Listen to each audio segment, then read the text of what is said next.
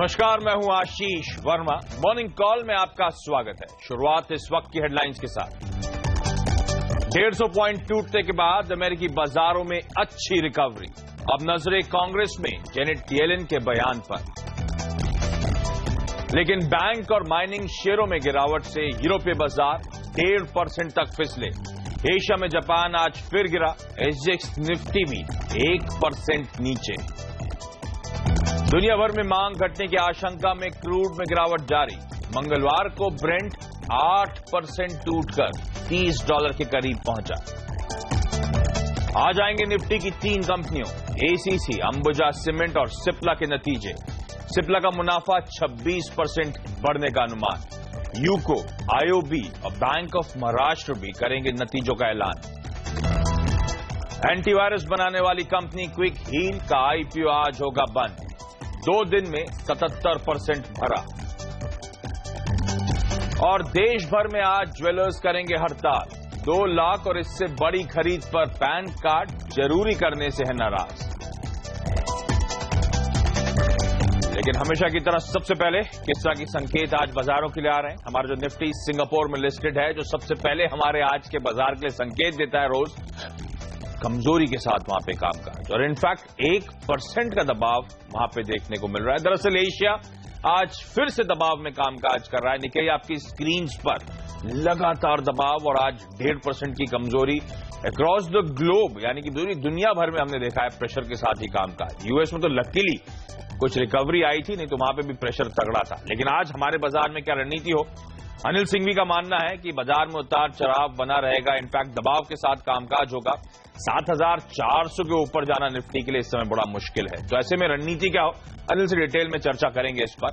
लेकिन सबसे पहले जो एसजेएक्स निफ्टी दबाव दिखा रहा है उसकी बड़ी वजह है ग्लोबल संकेत। और वहां पे प्रेशर के चलते, चाहे वो यूरोप हो, चाहे वो अक्रॉस एशिया हो, इनफैक्ट यूएस भी कहना चाहिए, नरमी दबाव के साथ ही दिन भर वहां पे भी कामकाज देखने को मिला। तो क्या दिक्कतें सता रही हैं, क्यों अक्रॉस इक्विटी क्लास हम देख रहे हैं प्रेशर है। मेरे सहयोगी डिम्पी मेरे साथ जुड़ चुके हैं। डिम्पी, हाय, गुड मॉर्निंग। फिर से कोई खराब सुबह, फिर से अक्रॉस द बोर्ड लाल निशान के साथ कामकाज हो रहा है दुनिया भर में। कोई अब नई दिक्कत तो नहीं कह सकते, ये कह सकते हैं कि अच्छी खबरों का अभाव है। हाँ। बाजार के अंदर अच्छी खबर नहीं आ रही और इस तरह की खबर नहीं आ रही जो ओवरऑल मार्केट्स के अंदर जो है एकदम से तेजी लेके आए। इस तरह का जो वीकनेस है, यानी कि इस तरह की जो खबरों की जो कमी है बाजार के अंदर, ये कहीं ना कहीं आप देखेंगे कि मार्केट्स को एक अच्छे और स्ट्रांग पुल बैक के लिए थोड़ा पीछे हटा रही है। क्योंकि जैसे जैसे जब क्रूड चला था, आपको ध्यान होगा, तब बाजार के अंदर एक अच्छा मोमेंटम वापस बनता हुआ दिखा था। लेकिन अब कच्चे तेल के अंदर भी वापस गिरावट आना शुरू हो गई है। तो ये एक बड़ा सेंटिमेंटल है कि कोई एक बड़ी खबर बाजार के अंदर नहीं है। फिर भी कुल मिला के अगर आप देखिए, क्योंकि आप जेनेट येलेन के बयान पर सबकी नजरें होंगी, क्योंकि वो आगे चल के जो बयान अभी दे रही है, उनकी टेस्टिमनी चल रही है, वो वहां पे क्या बयान निकल के आते हैं, मार्केट उस पर थोड़ा सा रिएक्शन देगा। क्योंकि नतीजे भी वहां पे आ रहे हैं, अलग अलग कंपनी के रिजल्ट के हिसाब से भी रिएक्शन वहां पे मिल रही हैं। इसके अलावा देखिए होलसेल्स के जो आंकड़े आए हैं कल, वो 0.1% के डिक्लाइन रहा है, उसमें गिरावट रही है, जो कि उम्मीद से कम है। तो ये आंकड़ा इसको ठीक कहा जा सकता है। शुक्रवार को रिटेल सेल्स के आंकड़े आएंगे यूएस के अंदर, जो कि बड़ी इंपॉर्टेंस रखते हैं। और ठीक उससे पहले जेनेट येलेन का जो बयान हो रहा है उसको लेकर बाजार अपनी प्रतिक्रिया देगा। तो अगले 1 से 2 दिन आप देखेंगे कि थोड़ा बहुत और मोमेंटम रहने वाला है। इसके अलावा अगर आप सीधा एशियन मार्केट या फिर यूरोपियन बाजारों को देखें तो वहां पर भी आपको दिखेगा, स्पेशली जापानीज आज फिर से मार्केट जो है कमजोर है। उसके पीछे वहां के बैंकिंग स्टॉक्स हैं, क्योंकि वहां पे 2 बड़े बैंक करीब 8 से 9% तक टूटे हुए हैं, जिस वजह से क्या है कि ओवरऑल बैंकिंग सिस्टम पर दबाव और साथ ही देखेंगे निकाई के अंदर भी प्रेशर देखने को मिल रहा है। यूरोप के अंदर स्थिति थोड़ी नाजुक है। इटली वाला कंसर्न हम आपके सामने पहले रख चुके हैं। वहां पर भी बैंकिंग और स्पेशली माइनिंग से जुड़े हुए जो बैंकिंग एक्सपोजर है, इस वजह से माइनिंग और बैंकिंग दोनों पर ही दबाव आता हुआ दिखा है। तो कुल मिला ग्लोबल संकेत अभी तक कमजोर ही है। ओके, तो मेटल्स और बैंक्स दबाव में यूरोप में, और डिम्पी ने कल भी हाईलाइट करा था। और यहां पे फिर से 1 से 1.5% की कमजोरी। अमेरिका में आज सबकी नजर होंगी। आज हमारे लिए शाम को जेनेट येलेन जब वो बयान देंगी, टेस्टिमनी जिसे कहते हैं, वहां पर house committee on financial services के सामने, तो उस स्टेटमेंट पे सबकी पैनी नजर होने वाली है। लेकिन एक और दिक्कत की बात है, फिर से वो कच्चा तेल है। कल 8% का तगड़ा प्रेशर देखने को मिला था और अब तो आपकी स्क्रीन पर नाइमेक्स $28 के आसपास, तो जिन लेवल से उछला था उन्हीं लेवल से अब धीरे धीरे वापस जाता हुआ। डिम्पी, क्रूड में इतनी तेज गिरावट क्यों? असल में क्रूड के अंदर अगर आप देखें तो मांग घटने की जो आशंका है वो लगातार बरकरार है, इसको लेकर कोई रिवीजन नहीं आ रहा है और यही एक बड़ा कारण है कि जैसे जैसे क्रूड के दाम ऊपर आते हैं तो वहां से एक तेज प्रॉफिट बुकिंग या फिर वापस शॉर्टिंग होती हुई दिखती है। कुछ हद तक रिपोर्ट्स जो आई हैं उसमें भी ये साफ हो रहा है कि आगे चल के भी कम से कम क्रूड की मांग बढ़ने वाली नहीं है, क्योंकि चाइना और कई ऐसे बड़े देश जिनकी वजह से क्रूड काफी उनकी मांग रहती थी वहां पे वो कम होती हुई दिख रही है। तीसरी इंपॉर्टेंट बात यह है कि अमेरिका खुद अपने आप पे देखे तो ऑयल का काफी हद तक भंडार रख चुका है और अब 1-2 साल में तो हो सकता है अमेरिका आपको एक्सपोर्ट भी करता हो दिखे क्रूड के तौर पर। तो ये एक मेजर कंसर्न है कि जो आगे चल के ये दिखा रहा है कि शायद क्रूड के अभी प्रेशर बना रहेगा। इन्वेंट्री का वैसे डेटा आया था अमेरिका का कल, 24 लाख बैरल से इन्वेंट्री वहां पे बढ़ी है। लेकिन मैं एक इंटरेस्टिंग आर्टिकल पढ़ा था, एक रिपोर्ट है जिसमें ईरानियन ऑयल मिनिस्टर ने ईरान के प्रेस टीवी जो उनका है लोकल चैनल, उसको कहा है कि वो सऊदी के साथ ऑयल पे विचार विमर्श करने को तैयार हैं। तो इंटरेस्टिंग होगा। मैं इनफैक्ट आगे एक्सपर्ट से बातचीत भी करूंगा, कोई मतलब है उस बयान का और कच्चे तेल में फिर क्या चाल होगी इस तगड़ी पिटाई के बाद। लेकिन इंडियन इक्विटी मार्केट्स आपको याद होगा कल भी दबाव के साथ कामकाज। इनफैक्ट सोमवार को आखिरी 1 घंटे में तगड़ा सेल ऑफ आया था और कल तो गैप डाउन के साथ खुले। कोई अटेम्प्ट ऐसा नहीं करा बाजार ने रिकवरी का और उसी लोअर लेवल्स के आसपास जाके बंद हुए। 1 से 1.25% की कमजोरी थी। मिड कैप स्मॉल कैप्स में भी 1.25 से 1.5% का दबाव। मार्केट ब्रेथ 1:3 यानी कि 75% जो शेयर ट्रेड हो रहे थे कल लाल निशान के साथ कामकाज कर रहे थे। बैंक्स खासतौर पर पीएसयू बैंक्स दबाव बना रहे हैं और कल तो आईटी फिर से तगड़ा प्रेशर इंडियन इक्विटी मार्केट से बनाया है।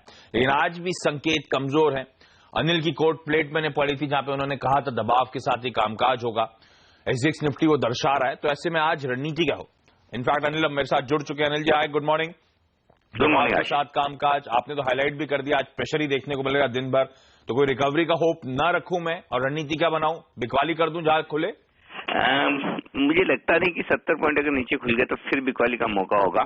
हाँ, वहां पर फिर थोड़ी शॉर्ट कवरिंग आ सकती है। 7200 7225 वो लेवल है जो मैं देख रहा हूँ अगले सपोर्ट के तौर पर काम करेगा, जो कि 2 बार हमने 7240 और 7250 का लो बनाकर वहां से रिकवरी देखी है और वायदा कारोबार के आंकड़े थोड़े जो शिफ्ट होते हुए दिखे नीचे की तरफ रेंज वो 7200 के आसपास सपोर्ट दिखा रहे हैं। तो मुझे लगता है कि इतनी गैप डाउन ओपनिंग के बाद में फिर शॉर्ट तो नहीं करना चाहिए, थोड़ी बहुत शॉर्ट कवरिंग करना चाहिए, क्योंकि कल इंडेक्स फ्यूचर्स में एफआईज ने थोड़ी शॉर्ट कवरिंग की है।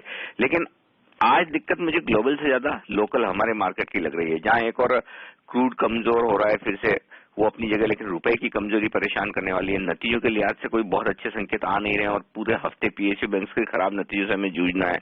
एफआई ने कल कैश मार्केट में स्टॉक फ्यूचर्स में दमदार बिकवाली की है, तो ऐसे में मूड बहुत ज्यादा जल्दी सुधरेगा इसकी संभावना कम है। आज के लिए निर्णायक लेवल 7300 का है।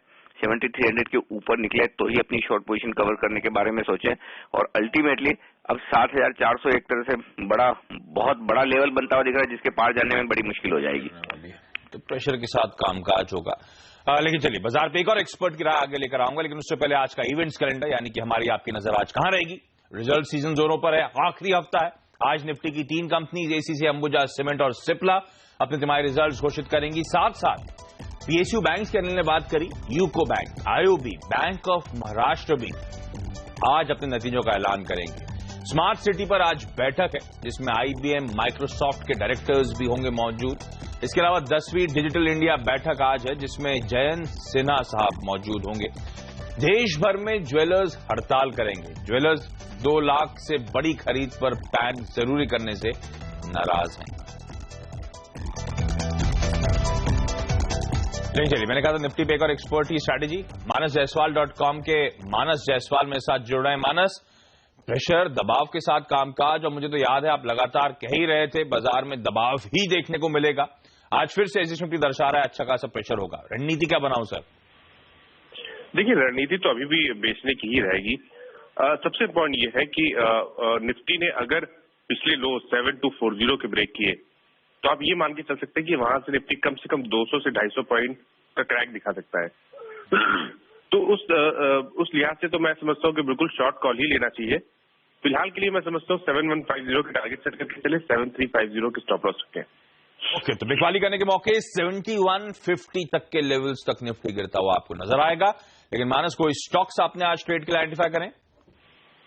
देखिए, पहला जो स्टॉक है वो इंडिया बुल हाउसिंग फाइनेंस का है, जहां पर स्टॉक काफी समय से 650 के आसपास सपोर्ट ले रहा था। बट कल स्टॉक ने 650 के सपोर्ट को ब्रेक किया। स्टॉक अब 200 दिनों के मूविंग एवरेज के नीचे ट्रेड कर रहा है, तो मैं समझता हूँ कि यहाँ पर अभी और सेलिंग प्रेशर देखने को मिलेगा। 600 तक के टारगेट्स पॉसिबल है, इसलिए 640 का स्टॉप लॉस लगाए और एक शॉर्ट कॉल ले। दूसरा स्टॉक डीवीज लैब रहेगा, जहां पर 1050 एक अहम सपोर्ट था। कल 1050 के सपोर्ट को स्टॉक ने ब्रेक किया, 200 दिनों के मूविंग एवरेज के नीचे चला गया है। तो मैं समझता हूँ कि शायद आने वाले टाइम में लोअर टॉप लोअर बॉटम्स का ट्रेंड देखने को मिलेगा, इसलिए 980 का स्टॉप का टारगेट सेट करके चले और 1050 के स्टॉप लॉस। तो बहुत बहुत धन्यवाद। निफ्टी में बिकवाली करके चले इंडिया बुल्स हाउसिंग फाइनेंस और डीवीज लेबोरेटरीज, दोनों में बिकवाली करने के मौके। लेवल्स आपकी स्क्रीन पर और कुछ और कॉल्स के साथ डिम्पी हमारे साथ बने हुए। डिम्पी बताएं। पीटीसी इंडिया बाय करके चल सकते हैं, 75 तक का आपको टारगेट मिल जाएगा। 61 का एक स्टॉप लॉस रखे, मनोज सचदेवा की रिकमेंडेशन है। इसके अलावा अगर आप और ट्रेड देखना चाहते हैं तो मोहित गाभा ने दिया है इमामी को बाय करने की रिकमेंडेशन, और यहाँ पे जो टारगेट होगा 1140 तक जा सकता है और 1030 तक का एक स्टॉप लॉस होगा। 3 से 4 दिन के हिसाब से बना हुआ ट्रेड है ये। इसके अलावा आशुतोष शर्मा की जो रिकमेंडेशन है एक बिकवाली की है, वो कह रहे हैं कि जिंदल स्टील को बेचा जा सकता है यहाँ पे, और उनका जो टारगेट है वो 57 का है। 6350 का स्टॉप लॉस रखे, 102 दिन के हिसाब से बेचा हुआ शेयर है ये। ओके, तो 5 में से 3 बिकवाली की सलाह है। India bulls housing finance, Divi's lab, Jindal steel, उसके साथ साथ पीटीसी इंडिया और इमामी, 2 खरीदारी करने की रणनीतियां हैं आज के लिए। आपके लेवल्स पर, आपकी स्क्रीन पर लगातार लेवल्स आएंगे, नीचे टिकर पे भी चलते रहेंगे। लेकिन इस बीच आज कौन से वो टॉप 5 शेयर्स हैं जो आज खबरों की वजह से फोकस में रहेंगे, जानते हैं मेरे सहयोगी हेमंत गई से जुड़ चुके हैं मेरे साथ। हेमंत, हाय, गुड मॉर्निंग। मॉर्निंग आशीष। कल तो बहुत सारे रिजल्ट्स अवेटेड थे, बाजार बंद होने के बाद उन्हीं पे फोकस होगा। जी हाँ, बिल्कुल उन्हीं पर फोकस है। और ब्रिटानिया ये ऐसी कंपनी जिसने काफी अच्छे नंबर्स पेश किए हैं। मुनाफा देखिए 51% बढ़ा है, मार्जिन करीब 4-4.5% बढ़े हैं, तो यहां पर एक तेजी देखने को मिल सकती है। दीपक फर्टिलाइजर के लिए भी अच्छी खबर यहां पर आती हुई, आपको याद होगा सरकार ने इनकी जो गैस सप्लाई थी उस पर रोक लगा दी थी, और अब हाई कोर्ट में ये पहुंचे थे जहां से इनको एक राहत मिली है। हाई कोर्ट ने सरकार की इस फैसले पर कहा है कि वापस से इनको गैस दी जाए, तो इनके लिए एक बड़ी रिलीफ रैली की बात हो सकती है आज के सत्र में। साथ ही सेंट्रल बैंक ऑफ इंडिया, जिसके नतीजे कल बाजार बंद होने के बाद आए, वो बेहद कमजोरी भरे हैं। और आप देख रहे हैं पीएसयू बैंक ने जिस तरह से डिसअपॉइंट किया है, कल पीएनबी ने डिसअपॉइंट किया था। ये मुनाफे से घाटे में आया है, 137 करोड़ रुपीस के मुनाफे से 836 करोड़ रुपीस का घाटा। प्रोविजंस बढ़े हैं, ग्रॉस एनपीए, नेट एनपीए, हर फ्रंट पर डिसअपॉइंटमेंट है इस शेयर में। इसके साथ साथ औरोबिंदो फार्मा, इसके नंबर्स अच्छे आए। हालांकि टॉप लाइन में कुछ ज्यादा बढ़त नहीं देखने को मिल रही, लेकिन मार्जिन और प्रॉफिट ने दरअसल पॉजिटिव सरप्राइज किया है। इरोस एक और ऐसी कंपनी जिसने नतीजे कल पेश किए, और आपको याद होगा कंट्रोवर्सीज में रही थी ये कंपनी भी, काफी दबाव देखने को मिला था इसके शेयर में, और अब इसके नतीजे भी आते हुए जिसमें 65% प्रॉफिट घटता हुआ नजर आया, तो यहां आज दबाव देखने को मिल सकता है। ओके, तो ये तमाम स्टॉक्स हैं जो खबरों की वजह से और खासतौर पर जो रिजल्ट्स कल बाजार बंद होने के बाद आए, जिन पे आज रिएक्शंस देखने को मिलेंगे। हेमंत ने बखूबी बता दी आपको पॉजिटिव और नेगेटिव नंबर्स, लेकिन आज भी रिजल्ट्स के लिहाज से इंपॉर्टेंट दिन है। आज निफ्टी की 3 कंपनियां एसीसी और अंबुजा सीमेंट और साथ साथ सिप्ला अपने तिमाही रिजल्ट्स घोषित करेगी। इन नंबर्स पे सबकी कीन वॉच रखेंगे सब लोग, लेकिन क्या एक्सपेक्टेड है, ताकि हम लोग को आसानी हो ये समझने कि नंबर्स बेहतर थे या खराब थे। हमारे साथ हमारी सहयोगी रिसर्च एनालिस्ट पूजा त्रिपाठी जुड़ी हैं। पूजा, आज तो सीमेंट और फार्मास्यूटिकल फोकस में होगा, क्या एक्सपेक्टेड है तीनों दिग्गजों के नंबर्स से?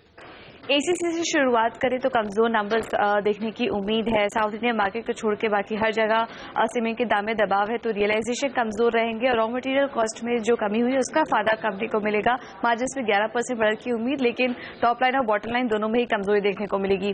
अंबुजा सीमेंट से भी कमजोर नतीजे की उम्मीद है। साउथ में बिल्कुल प्रेजेंस नहीं है, तो वहां का जो सीमेंट के दाम है वहां से कुछ फायदा कंपनी को नहीं मिलेगा। और जो वॉल्यूम्स को बढ़ाने के लिए कंपनी ने जो कोशिश की थी, क्योंकि दिसंबर एंडिंग क्वार्टर था, इस वजह से प्राइसिंग प्रेशर यहां पर देखने को मिल सकता है। मुनाफे में हमारा अनुमान है कि 50% तक की गिरावट देखने को मिल सकती है, तो अंबुजा से भी कमजोर नतीजे।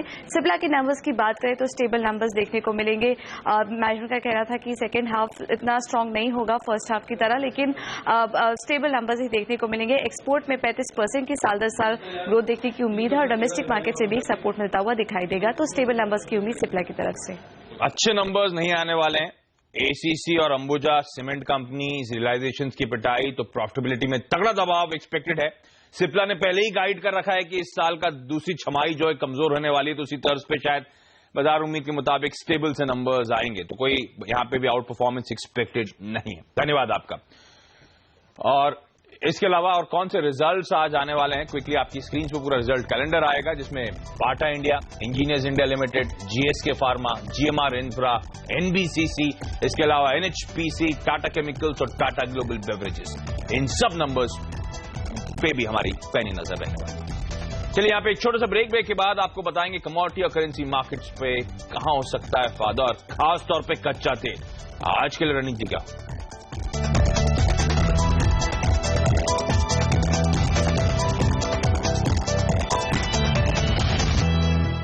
ब्रेक के बाद आपका स्वागत है और अब बात कमोडिटी और करेंसी मार्केट्स की। ग्लोबल बाजारों में चल रही कमजोरी से कच्चे तेल में भी कल 8% तक की बड़ी गिरावट हुई। ब्रेंट क्रूड का भाव $30 के करीब पहुंच गया, वहीं रुपया 4 पैसे मजबूत होकर 67.90 के लेवल्स पर जाकर बंद हुआ है। लेकिन कमोडिटी और करेंसी मार्केट्स में आज क्या स्ट्रैटेजी हो बताने के लिए हमारे साथ हैं अब कार्वी कॉमट्रेड की प्रिया चौधरी। प्रिया जी हाय, गुड मॉर्निंग। पहले तो कच्चा तेल 8% की तगड़ी गिरावट, तो जो हमने वो शॉर्ट कवरिंग का सपोर्ट देखा था, तगड़ा मोमेंटम कच्चे तेल में आया था, वो पूरा खत्म हो रहा है, जिसे हम कहते हैं पूरा फिजल आउट हो रहा है। रणनीति क्या बनाऊं मैम? गुड मॉर्निंग आशीष। जैसा कि अभी आपने बताया कि ग्लोबल इकोनॉमी स्लो डाउन हो रहा है और मार्केट में अभी भी देखे तो सप्लाई ग्लट बना हुआ है, डिमांड कम है, तो ओवरऑल आज भी मुझे लगता है कि क्रूड ऑयल डाउन ही रहेगा। तो 1940 का अगर लेवल मिले तो वहां पे सेल करें, 1900 का टारगेट और 1965 का स्टॉप लॉस मेंटेन करें। प्रिया जी, कच्चा तेल दबाव में, क्योंकि ग्लोबली हम देख रहे हैं इकोनॉमी धीमी पड़ रही है, उसका दबाव है, उसका प्रेशर है, डिमांड साइड की टेंशन है।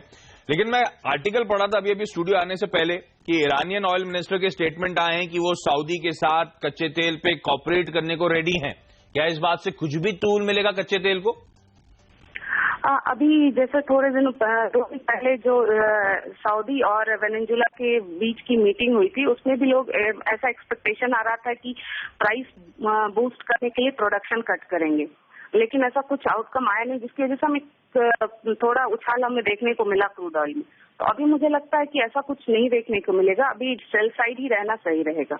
ओके, इसके अलावा प्रिया जी की बाकी कॉल, रुपए में बिकवाली करने की सलाह, और सोना ध्यान रखें अपने 7 मंथ्स के हाइस पे। साल की शुरुआत में, हफ्ते की शुरुआत में मुझे याद है 3 महीने के हाइस पे था, लेकिन लगातार मोमेंटम $1190 के ऊपर कामकाज कर रहा है। और प्रिया जी मानती है सोने और चांदी में भारतीय बाजार में खरीदारी करें। लेवल्स आपकी स्क्रीन पर। प्रिया जी आपका धन्यवाद, और ब्रेक के बाद मार्केट्स का एक क्विक अपडेट।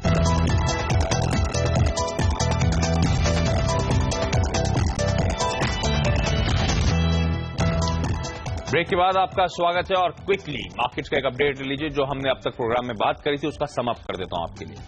एसजीएक्स निफ्टी दर्शा रहा है कि एशियाई बाजारों की तर्ज पे हम 1% के आसपास की कमजोरी के साथ खुलेंगे। दोनों एक्सपर्ट्स, आज हमने अनिल और मानस से बातचीत करी, दोनों का मानना है कि दबाव के साथ ही कामकाज देखने को मिलेगा। मानस मानते हैं बिकवाली करके चलें, 7150 के इवेंचुअल टारगेट्स आपको इस दबाव में भारतीय बाजारों में देखने को मिलेंगे। तो लगातार इस हफ्ते का तीसरा दिन इंडियन मार्केट्स में दबाव होगा। 3 रिजल्ट्स आने वाले हैं बड़े निफ्टी के आज। सीमेंट में एसीसी अंबुजा और फार्मा में सिप्ला, तीनों नंबर्स कमजोर रहने की उम्मीद है। सिप्ला शायद ठंडे नंबर्स हो, एसीसी अंबुजा में तो मुनाफा 50% गिरने का अनुमान है। और साथ साथ ध्यान रखें आज क्विक हील टेक्नोलॉजीज के आईपीओ का आखिरी दिन है, 77% के आसपास पिछले 2 दिनों में भरा था। लेकिन चलिए मॉर्निंग कॉल में आज के लिए इतना ही। वक्त तो चला एक छोटे से ब्रेक का। ब्रेक के बाद हेमंत और डिम्पी के साथ स्टॉक 2020।